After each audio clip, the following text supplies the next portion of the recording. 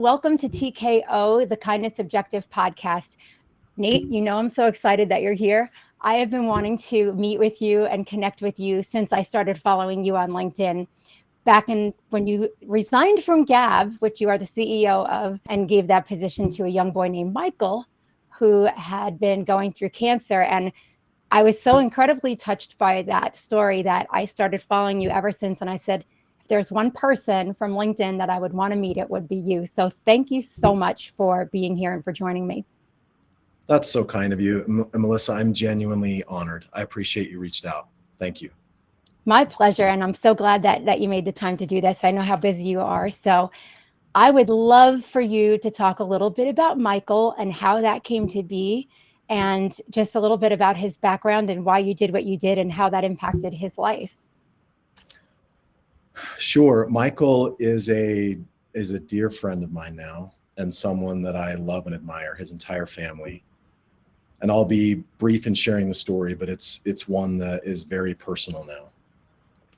And when you say, I did it in my relationship with Michael, it's been a we story from the very beginning with him, which is what's made it so special for everybody involved. So through LinkedIn, I connected with his mom, Kelly, and she was telling me the story about how Michael uses his watch as a lifeline while he's in cancer treatment. He had stage 4 tumor. And when she told me that he used his Gabb watch as a lifeline, it was a new term for me. And so I said to her, can you explain to me what that means? I've never heard our product used as a lifeline. And the short of the story was, she said, I have to take him to treatment in Chicago for 8 to 10 days at a time. And the first couple of days are okay, but after he's there, day 4, 5, and 6, and he's worn out and exhausted, he starts to feel really lonely and removed from his family and friends. And his Gabb watch has given him an opportunity to sit there in treatment and talk to his family and friends through text and through calls. And when I heard that story, I was so touched that our product wasn't just something that was being used casually by a kid, but that Michael was using it at a moment that mattered most to him, when he was in cancer treatment, to be able to stay in touch with those who he loves.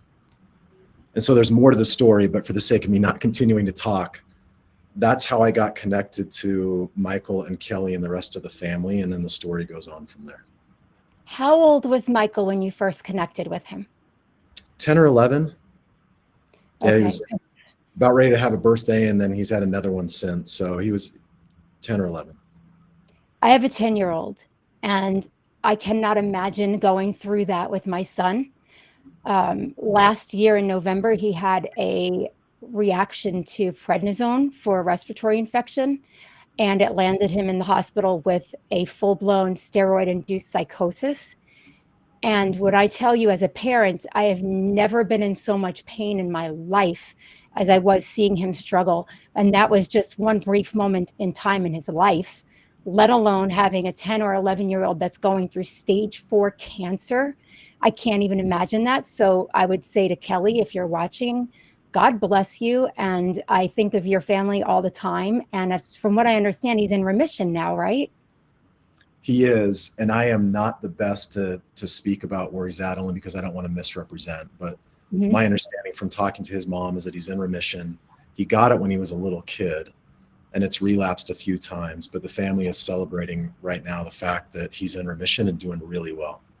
That's amazing. I'm so glad to hear that, because I can't tell you, I've thought about him so many times since I saw you step down as the CEO of Gabb and appoint that role to him, which he came on stage and he was just beaming with pride and joy. And you could just tell that that was probably one of the highlights that he'll have in his whole life, not just in his young life, but he'll carry that with him forever. I can promise you that. That was incredible.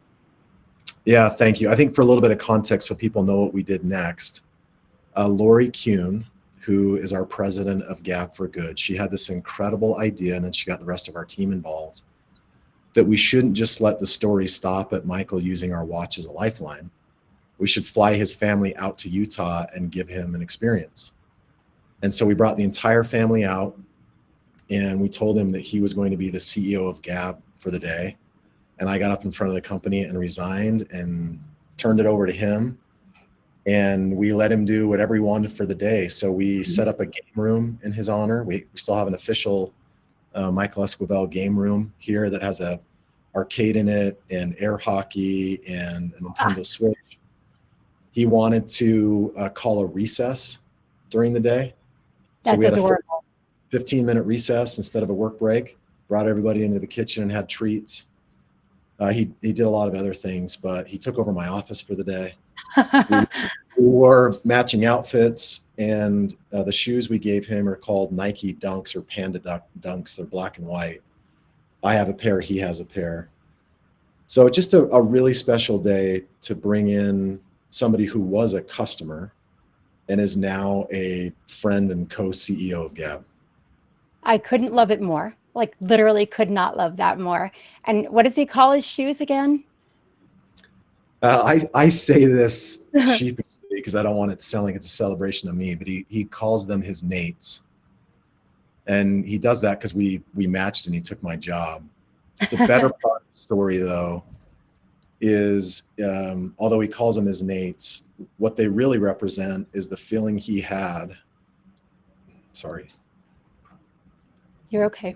From a group of people at Gabb that love him unconditionally. That was the coolest part of the experience. Not necessarily my relationship with him, because that matters to me.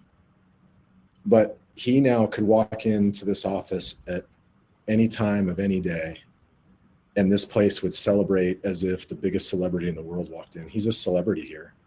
Yeah. People talk about him all the time. When I shared the update that he was in remission, people talk about meeting in the game room. We have other guests come that talk about him because they heard the story. He has a living legacy here. Yeah. And so to be a part of something that can allow a family to feel uplifted when they're down and to celebrate a young man when he's searching for hope is something that I never anticipated when I came to Gabb, but it's now the very best part of what we get to experience here. That's incredible. And you got me all choked up too. I cry over everything. I can't help it. So anybody who watches this podcast knows that there's going to be tears if it's me, because it's just a part of it. Right. But no, I absolutely love that. And I was so, like I said, I was so blown away by that, because you don't see things like that often. And I'm like, who is this guy? And like you said, it was not only you, but it was your incredible team that is part of Gabb that made that possible. And I couldn't love that story more. So again, I just love what you did for him. That's so special and doesn't take much. Amen. Which leads me into another area that I want to talk to you about, because another thing that I constantly see you do is you will use your platform on LinkedIn, because you've got a tremendous following at this point, and undoubtedly we know why. But you use that platform to help single parents. And I thought that was also absolutely beautiful thing to do, where you're say, today my LinkedIn is for so-and-so's story, and this is their story. And we can all come together as a community to help them in what they need. And the community comes together every time in beautiful ways to help these folks with what they need. And I'd love for you to share more about that. You're going to touch every emotion in me, and I'm going to try to keep it together. Going from Michael to my mom. Yeah. I was that kid that grew up in a single parent home. My dad left us when I was 5. And it was by his choice. He could have stayed, he could have paid child support, and he didn't.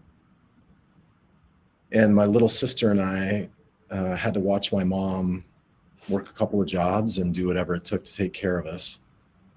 And I'll never forget that. It's ingrained in me in a way that, I've had people say to me, but it's 40 years later.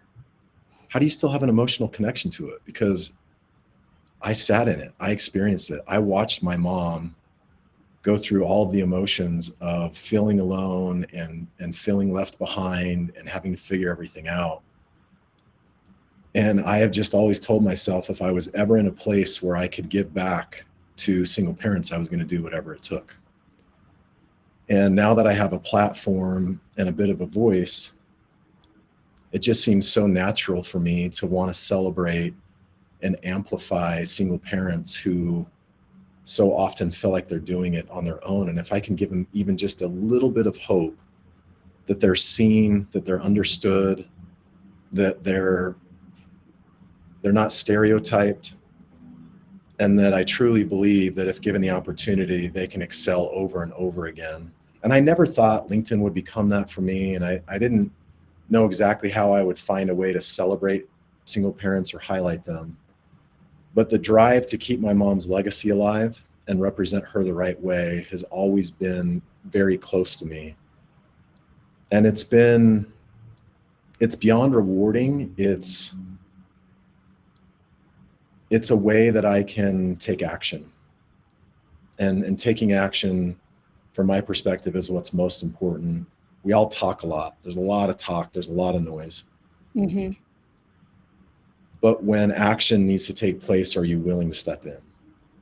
And stepping in and stepping up for single parents has been, it takes time, but it's been an easy thing for me because I think about what I experienced with my mom, and I want to make a difference for other single parents, is the short of it. Clearly, you have a lot of love, admiration, and respect for your mom and everything that she did to raise you. And that is evident by just what you just said. Did she struggle financially, or did you have everything like you needed, or was it a struggle for her? Significant struggle. So she was single for a few years and then got remarried to an incredible man who was my stepdad and my second dad, but is now my real dad. So she wasn't on her own for a long time, but when she was, it was extremely tight. Yeah. My grandparents were helping, but my grandparents didn't have a lot of money.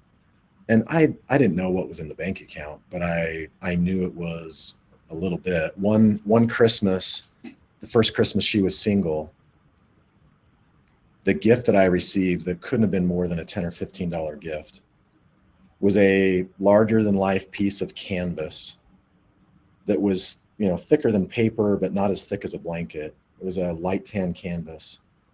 And with Sharpies, she drew our town on this canvas. Really? And I loved Matchbox cars. And so I got 2 or 3 Matchbox cars for Christmas in this canvas. That's what I got. And she drew the streets and the McDonald's and the church and the fire station. And that gift is the greatest gift I've ever received. I was able to drive the little Matchbox cars on that canvas street. And I drove on the canvas so much that it put little ruts in the canvas. It wore holes in the canvas, just like ruts in the street. And to me, that was an incredible gift, and I loved it. But I look back, and that was a $10 or $15 Christmas. And that's what she got. I got that gift. My sister got something else, and that was our Christmas. So it was tight, and she had to pick which bills she was going to pay and not pay. But she made it through it, and I'll never forget that she just didn't give up. She just kept day after day after day showing up, and we figured it out. And I have no doubt that that was based on the fact that she loved you and your sister so much. When you love someone more than you love yourself, and I only know that because of my son, you don't quit. You can't quit because there's these little tiny people that you love more than anything in the world that need you to not quit. And it sounds like she was that woman. I'm glad you had that example growing up. Not everybody does, right? And, that's obviously with TKO and working to help the kids that are being bullied.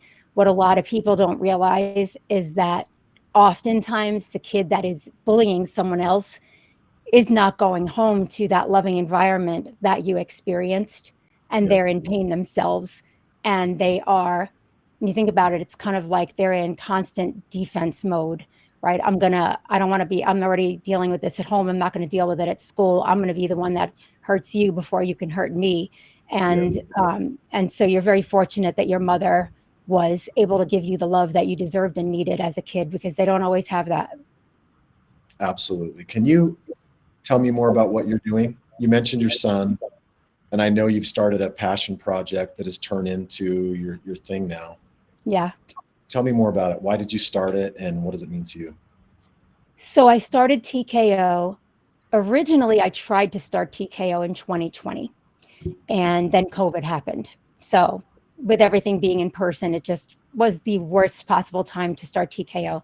So, back in May, I was laid off, and this organization has been on my heart for such a long time. And I said, I sat down with my son because I'm a single mom, and everything that I do in my life, it impacts him. And so this was a joint decision. Like I said, Caleb, honey, this is what mom wants to do, and it's going to be tight if I do it. But what are your thoughts on it? Like, do you want me to go and find another SaaS sales job, or do you want to do TKO and help people and maybe forego the arcade, but maybe save some lives? And he said, Mom, he said, the arcade's fun, but there's nothing more important than other people. And so we made the decision together that, okay, we're going to do this. And so TKO was founded in May of this year. And I started it because of a friend of mine who lost her daughter to suicide at 15 due to horrible, horrible, relentless bullying. It was in person first, and then it moved over to Snapchat. And, these girls took inappropriate pictures of her at a sleepover, and they sent it to the entire school on Snapchat. And so when she went to school, you're a whore, you're a slut. And I get choked up every time I tell this story, no matter how many times I talk about Lexi, I just can't. But she had no idea what was going on. And then somebody showed her Snapchat, and it was her. And she went home and took 500 Benadryl. And I've watched my friend be institutionalized for mental health twice since losing her daughter. And I've watched her set up memorials on her birthday with cakes and pictures. And it's just, and what you should know about her mother is that I met her after Lexi passed away, but not too long after. I had a partial hysterectomy, single mom by myself, no help. Not to say my ex-husband isn't helpful. We're great friends, but at the time it was brand new.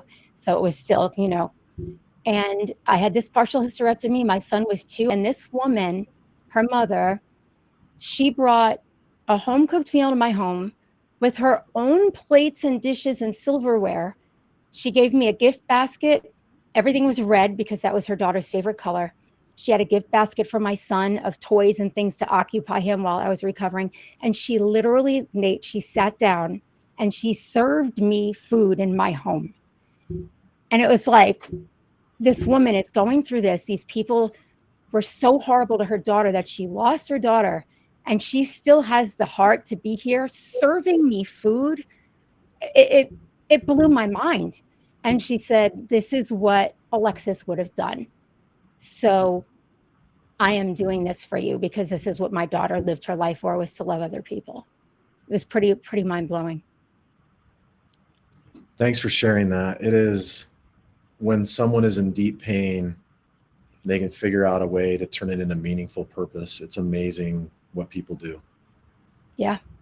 Yeah, she sounds like an incredible woman, and similar to what we both shared, she's doing it in memory and in legacy of her daughter. Mm-hmm. When she told me that, I said, you know what? If she's sitting in my home serving me food with her own dishes and silverware when she lost her daughter, I need to do this as well. And for her kindness and her heart was so inspiring to me. And it was like, TKO, this has to be a thing. And it literally came to me in about 30 seconds, sitting in, I think it was an Applebee's. TKO, the kindness objective, but also technical knockout, be strong, be kind. The whole thing came to me like a 30-second mental download. And I'm like, this is what I'm supposed to do. But it started with her. Yeah. And now look at you. Yeah. Helping people. And we do different things. So we have events and activities that we do throughout the community. And there are activities that allow other people, whether it's kids or kids and their families, to come and put kindness into action. Like you said, everybody talks a great game, but when it's time to step up to the plate and actually do it, what do? Right? And so this is like, we had a Veterans Day, TKO game day, and we had a bunch of kids come, and we set up all these board games and chess, and we played games with the veterans all day at the residence, the residence center. And it was great. And the kids loved it. And they felt so good about themselves when they left there, that it inspired them to want to do it again. So now we're going to have another thing on Sunday of this week. We're going back, and we had handed out flowers to the residents, and one of the girls noticed that they didn't have vases to put them in. She's like, they don't have vases in. So we went and we bought a bunch of vases, and we're going to go there and we're going to paint them with the residents. And then we're going to give them more flowers so they have something to actually put it in. And so things like that, we do things like that where, you're able to actually be kind and help people. And then we also partner kids at no cost to their families with different MMA, mixed martial arts, and traditional boxing facilities throughout the country, so that if they're getting bullied, they can learn how to properly defend themselves. But more importantly is that it builds their self-confidence when they know that they can defend themselves. And they're a lot less likely to be a target because, bullies target the kids that are scared. They think you're not going to do anything about it. When you can do something about it if you need to, you put off a certain persona that says, I'm probably not the one to do this to, right? And they leave them alone. So we're empowering kids with self-defense lessons as well to make sure that they have the skills they need to defend themselves and other people, and the mindset, because it's a mindset. What an incredible experience you've created. Thank you. It's not a company. It's a movement to help kids feel better about themselves, stand up for themselves. I love it.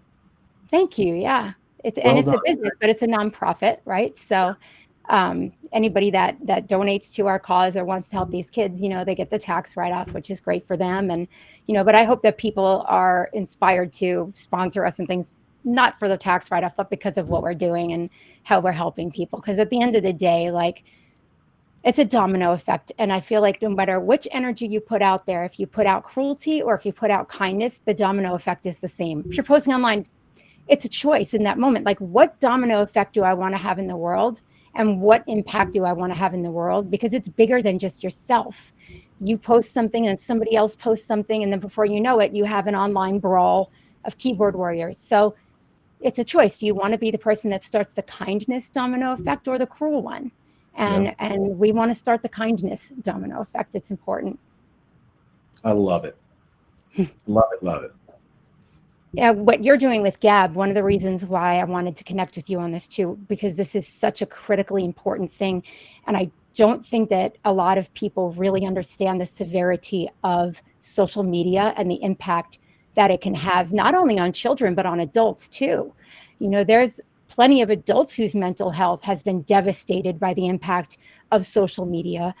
And they're adults with coping skills that these children don't even have yet, which, like my friend and her daughter, Lexi, once it took to Snapchat, it was out there for the whole world to see it. This humiliating, mortifying experience that in that moment, you feel like I cannot face this tomorrow.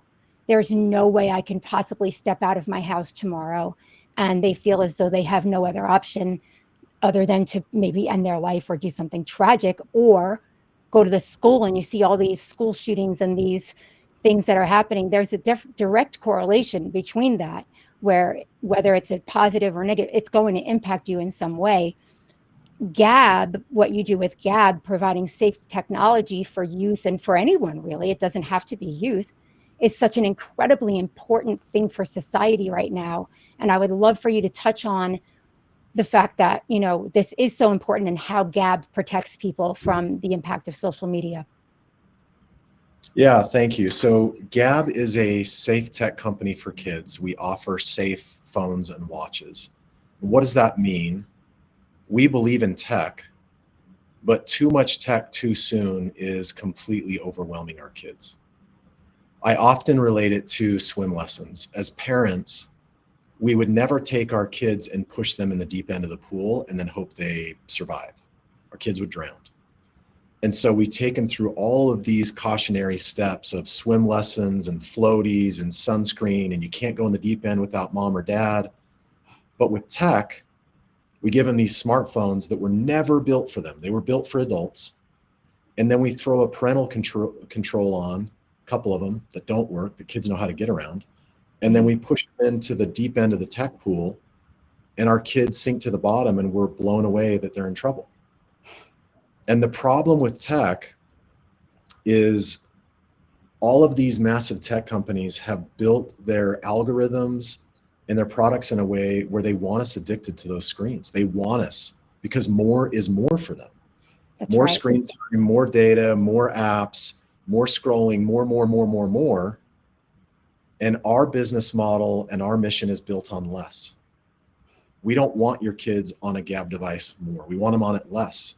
We don't want to make more if they use more data. We want them on data less. We don't want to convince them to be in social media apps spending all this time so we make more money. We don't even have social media available on our phones and our watches. So we believe in tech, but we want kids to take safe steps into tech so that they don't get completely overwhelmed by the time they're 10 and they're lost and don't have any goals, ambitions, passions. That's the problem with this generation now that's grown up with phones. I didn't get my first phone until I was 20 something. Me too. They don't know how to think off the screen. And it's demoralizing these kids. They've lost their confidence and they've lost their ability to be able to have social interaction. That is a great point too. The social interaction, if it's not in-person, real, actual social interaction, when these kids go from school to the workforce, they have no idea how to socialize with each other and their colleagues and their coworkers because they have literally lived with their phone and a face down in the screen all the time, to where they don't have the social skills to be successful in life because they've never actually been social. Yes. Kids ages of 8 to 12, kids are spending on average 5 hours a day on devices. By the time they turn 13 until they're 18, they're spending 9 hours a day on average on devices. So that may not be a full 9 hours on a phone, but it's a combination of phones, tablets, school laptops. So if our kids are lost in devices for 9 hours a day by the time they're in junior high and high school, how are they finding themselves? If they sleep, and most kids, during the school week, with everything they have going on, let's say they're not even getting 8 hours of sleep. Mm-hmm. Say they're getting 6 or 7 hours of sleep, and then they're in school, and then they're on their devices for 9 hours a day. There's no time left to go do anything else. So our mission is all about introducing tech in the right way, and then helping to educate parents and kids to say, you don't need to be lost in these devices to find yourself. You have to put the device down to go find yourself. It's very mindless, a lot of what they're doing. You're scrolling and it's like, I did it the other day myself. It was like 4 a.m. and I'm like, if I don't go to sleep, and I'm going to hate myself tomorrow. But it was like these little short videos of Mike Tyson, like back when he was in his prime. And I'm a big boxing fan and I love Mike Tyson. I could not stop watching it. It was like, I would get to the end of one of these little short 2-minute videos and there's another one. And I'm like, I got to watch this one now. It's very addicting. It's very addicting, but it's also very mindless. You're not really learning anything. There's nothing about it that's enhancing your life in any way, shape, or form. It's cats making stupid noises. It's like, what are we doing here, right? And so I'll give you a perfect example of why I think Gabb is so great. My son and I, every summer, we go to Pennyrile State Park Beach in Kentucky, and we get a fishing cabin, and there's no internet there, and I love it because you cannot get online. So you don't even think about it because it's not available. And those are truly the best days of the summer we have every time, because we bring chess and we make fires and we go fishing and we go in the lake, and we usually have a group of kids playing like in the out lake, we call it. We get baseball going in the lake and it's a blast. But you realize, like, how much time are you really wasting doing literally absolutely nothing that you could be spending with the people that you love, and finding what do you really love in life? What are you passionate about? And doing things to make those things part of your everyday. It's so important. Couldn't agree more. And that's what we tell parents all the time is help your kids live off the screen. When they're on the screen, they're not living, they're existing. Yeah. And to get our kids to live and find themselves, I can't think of a parent who could honestly say, my kid is going to find their passions and become their full selves by staring at a screen. No parent would ever say that that's reality. And yet we give them the device and then we're shocked that they get lost in that digital world. And so our mission and message to parents is help us help you. Put the phones down and let's have our kids go experience all the things that are out there. So by the time they graduate from high school, they may not know the exact career they want to go into, but they've got a few hobbies they love. They've got a group of friends. those are all things that put us on a healthy path to be positive adults in society. But if kids by the time they're 18 have spent 9 hours a day on phones, they've spent more time on those devices than they have in experiencing things out in the world. And it's so sad. I see these kids walking around and they're just so glued that even 2 feet beyond them, they don't know what's happening. It's crazy. I say all the time, wherever I'm at, if we don't stand up for our kids, who will? We can't wait for the government to do it. It doesn't matter who's in office. They're not going to raise our kids. We can't wait for big tech to come around and do it the right way. They don't care. They don't. They're multi-trillion-dollar companies for a reason. Right. And when I have kids say, yeah, an iPhone, I'm not that worried about an iPhone, or I'm not worried about a smartphone. Well, they're making a lot of money on you and your kids because your kids are addicted to the device that makes them those trillions of dollars. So yeah, we're extremely passionate about helping kids live beyond that screen. One of the things that we do too when we do these events is that we require people to the parents to put their phone away, because we want them to be engaged in what their children are doing. Like, for example, with the TKO game day we did, we were like, we don't want parents on the phones. We want you engaged with your children. And they also realize how the parents are just as addicted to it as the kids. And so it's like, oh, just give them the device so that I don't have to parent or spend time with them. So it's a societal thing as well. And like, I feel like even adults could really benefit from having a Gabb product as opposed to an iPhone, because it is addicting. My dad comes to visit us and literally the whole time. And I'm like, hang out with us a little bit, put the phone down, and I've been guilty of it myself, but I always put myself in check and say, I got to put this away, and I'm going to spend time with my son. We're going to go fishing because, hey, they're only little for so long and you can't get that back. So you don't want to miss it. True. Now, how does Gabb help it in regard to the bullying situation on social media? Because I know Snapchat, Instagram, all those apps where you can send some cruel thing or a horrible video threatening someone, they read it on Snapchat and then it disappears. So people think I can do whatever I want. They can't do that on Gabb, can they? No, so we don't have social media on our phones. We just don't allow it. We don't allow kids to have access to the app stores. So what we do is we created a parent portal, and we load approved apps into that parent portal. And then based off of the age and maturity of your child, you get to decide as a parent which apps you push to your kid's phone, and you can also pull them back if you want to.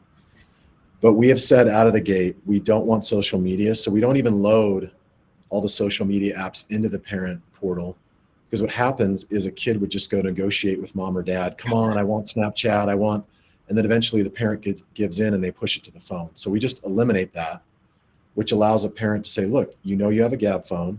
The social media apps are not even in the parent portal. I can't even send them to you.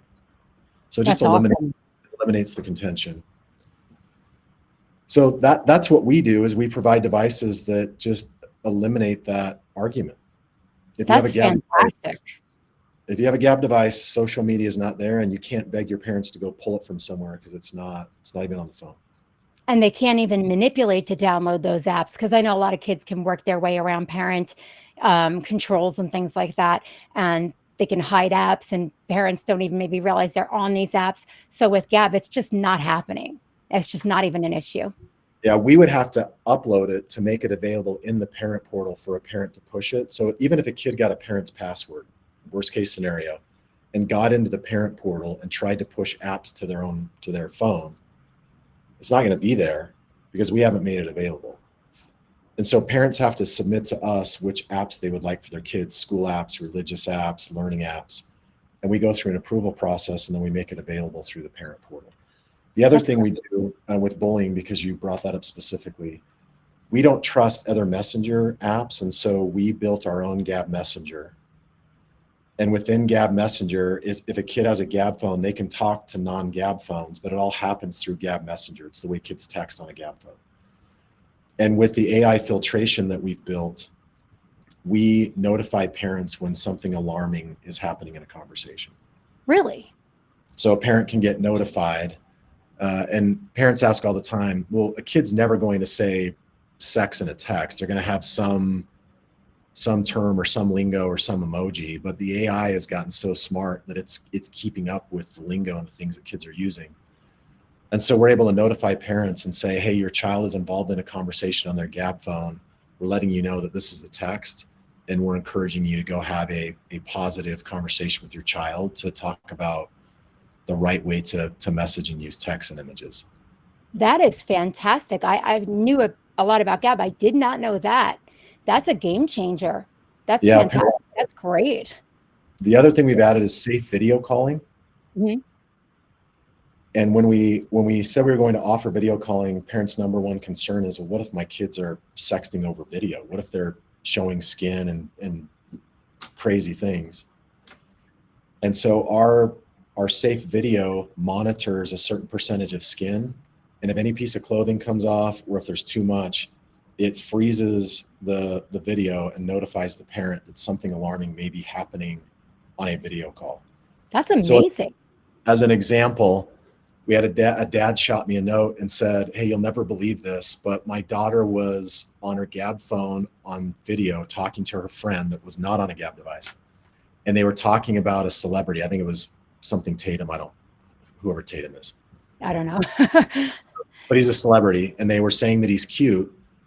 And the friend started holding up pictures of this celebrity with his shirt off. And because too much skin, even in the photo, was shown to the daughter on the Gabb phone, it froze the call and notified the parent that too much skin was being shown. And when he went into her room, he said, hey, what's going on? Are you on video? And she said, yeah, Dad, I'm not doing anything bad. And he said, well, I just got notified by Gabb. And she said, oh, she just showed me a picture of a celebrity with his shirt off. Point being, and that some could say, well, that's way too conservative. Point being is that the tech is working and we need to fine tune it with the AI, but it clearly notified the parent that something outside of the norm is happening on this call and you should go pay attention to see what's going on. That is fantastic. I didn't even know that was a possibility for any app at all. Yeah, safe messaging, safe that's video. Incredible. And it's only getting better. Yeah. Well, you've got parents. I talked to a mom not too long ago. Her son had committed suicide. He was on some messenger chat like you're talking about that doesn't have that. And somebody had coerced him into sending him a picture, and that he gave him a bunch of I don't know if it was Roblox cash or whatever it was. And then they framed him saying that they were going to put that picture out, and he wound up committing suicide. So it's a lot more of a safety concern than I think a lot of people realize. And the fact that your system can actually detect that is incredible. When my son wants to get a phone, it will be a Gabb phone because I don't have to worry about it. I had no idea that was even possible. I love it. Yeah. And we're only getting better. And it's all with the intent of, again, we're not anti-tech. We know kids are going to be on it, but we want to help them be safe as they age. And it's completely naive to think that, and I understand why parents do it. They get a new iPhone or they get a new smartphone. They've got the 2-year-old used one sitting there. It's just easy to say, you know what, I'm going to give this to my kid. And if a parent can process, I just use this phone as an adult and I'm addicted to it. And now I'm going to give something I'm addicted to my kid and hope that I can put a few parental controls on it and that they'll be safe. It just doesn't work. Doesn't work. That's a really good point. You're literally handing them the thing you're addicted to. I never really even thought about it like that, but that's so true. You're passing it down and then you're shocked they're addicted like you were. And you're shocked that the parental controls don't work, but the companies who offer those parental controls don't care because they want everyone addicted to the phones. Not once have you ever heard one of those big tech companies come out and say, we truly care about the safety and mental health of our kids. Which one of those companies is talking about? If they were, they would be denouncing social media. They would be talking about less screen time. They would be talking about the importance of safe steps in tech. But instead, they're just saying more apps, more screen time, more data, more. And more is not the answer for our kids. Yeah, it's all about the money for them, for sure. It is completely about the money for them.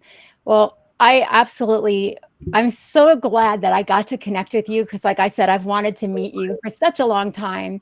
And I feel like this has been the best day ever now because I got to meet Nate. So I want to thank you for coming on and just talking about Gabb. And again, all the great things that you do for single parents, which it sets an example and a precedent for everybody else that's watching. It takes a little bit of kindness can go an incredibly long way. So be like Gabb, be like Nate and his team, and think of other people and do what you can to help those that need it. Because at the end of the day, kindness spreads. And, I truly believe that if we focus on the good in the world instead of the bad, that we'll see a lot more good. So thank you again for sharing your story and Michael's story.